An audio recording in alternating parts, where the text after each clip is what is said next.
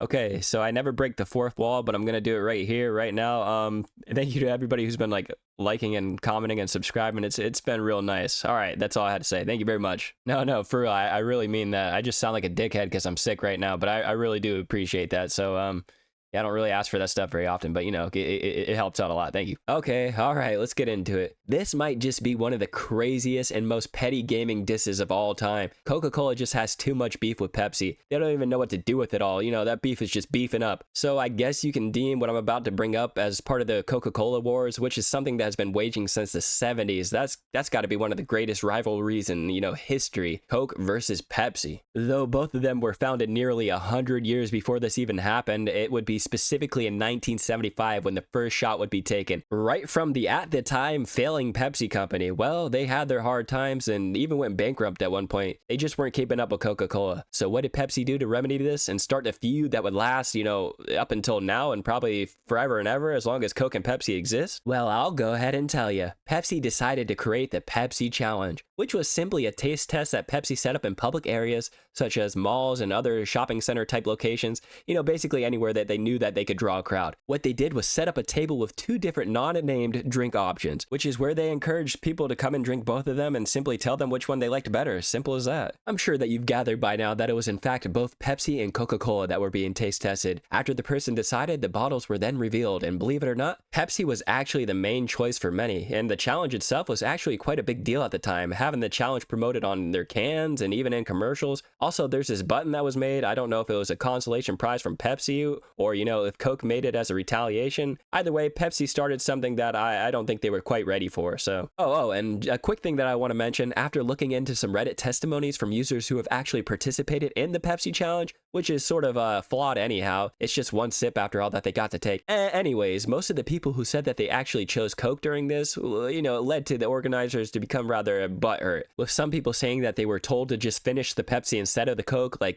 take it or leave it type situation, with the Coke to then be tossed out after this. I know this is some crazy stuff, huh? This is real riveting, so, you know, don't fall to the edge of your seat just yet, okay? There's more to come. Regardless, that's not what this video is about, and well, not a complete Coca-Cola Wars history or anything. I just wanted to share the origin, all right, to get that out the way. What I'm really here to talk about is a tiny part of the wars, something that Coke would release in 1983 with the help of Atari themselves. A game created as a diss to Pepsi, and the game itself would be played on the Atari 2600, and actually it was really developed by Atari too. I wonder how that conversation went. I guess Atari just wasn't a fan of Pepsi, now were they? When Coca-Cola says jump, Atari says yes daddy, or something like that. Anyways, the game itself was just a carbon clone of Space Invaders. Instead, it was known as Pepsi Invaders, assuming Coke thought they were sort of invading on their market, so to speak. It's also unofficially gone by the titles Coke Wins, being that's what you see when you first start the game up, and also Coke Invaders, which, you know, doesn't make as much sense. The whole point of this game was that it was never to be released to the general public for obvious reasons.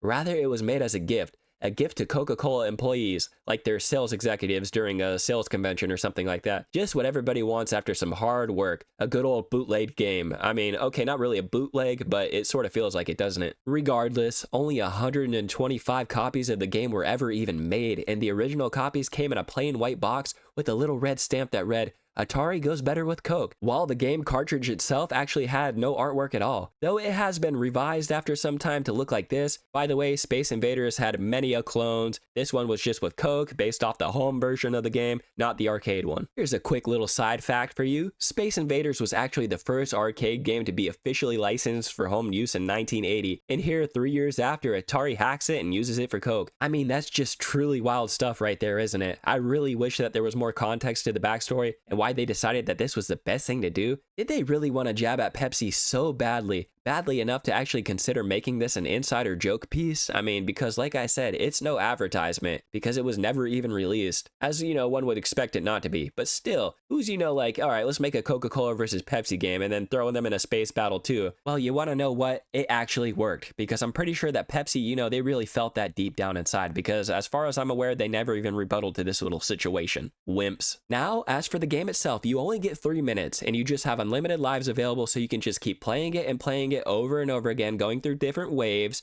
Just some real tedious stuff, you know. I'm not so sure how much original copy would go for this game, but I'm assuming it is not cheap. The reproduction edition is, though. I mean, not that anybody's looking for, the game for the gameplay itself, but it would certainly make a cool collectible if you can manage to get the original somehow. There's also an alleged follow-up hack to this game called Pepsi Wins, probably made by some sort of lunatic if that's true. I can't imagine that it takes much effort to put in for that coding though, so more power to them. Oh, and apparently a copy of the game Pepsi Invaders actually sold on eBay in 2005 for $2,000, according to this Wayback article, that is. So if you got one now, keep holding, keep those stonks up. I mean, really, information is just, scarce for this game, and I hope I'm playing it in the background of this video to, show it instead of explain it. I just thought it was a, a neat, useless idea that they had, and it may or may not have got one person mad over at Pepsi, and that's all you can really hope for. Regardless, there are no true winners in a war between Pepsi and Coke. We know that water will always be forever, and, forever supreme, that is, except for, the ones made by soda companies. Dasani. Now, get to work on drinking that water, everyone, and I'll just get to work. Bye-bye.